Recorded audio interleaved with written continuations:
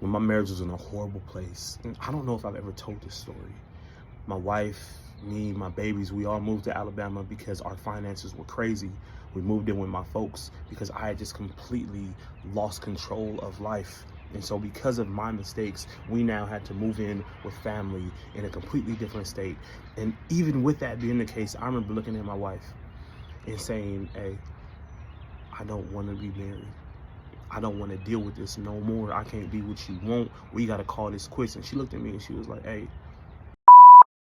you think it's going to be sweet out here, and it's not. You think you're going to divorce me and we're just going to be cool best friends? I'm not playing that game with you. You think you're going to have access to these babies? You think I'm going to stay in Alabama and do this thing with you? Boy, I'm out of here. And I remember thinking at that time, like, she's so selfish.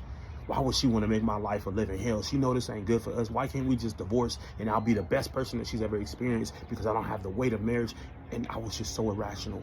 I was not thinking with the right mind. I was living in darkness. And I remember at that time, I was like, oh, I'm trapped. I'm stuck here. There's no happiness. There's no joy. There's no peace. And the thing is, when I look back now with a healed mind and a healed state, I realized I was the issue.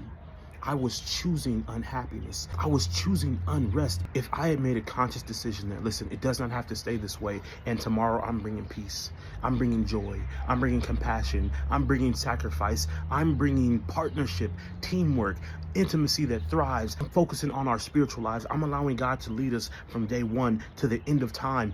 If I had made the decision to be fully invested instead of being fully out the door, then we would have had a completely different marriage. And there are those of you today who feel trapped. You feel stuck. You feel, oh, this marriage can never be what it was supposed to be. But I'm telling you right now that if you shift your mindset, that if you give this marriage back to God, that if you get out of your own way, it can be everything that it's supposed to be. Marriage takes effort. So put it in.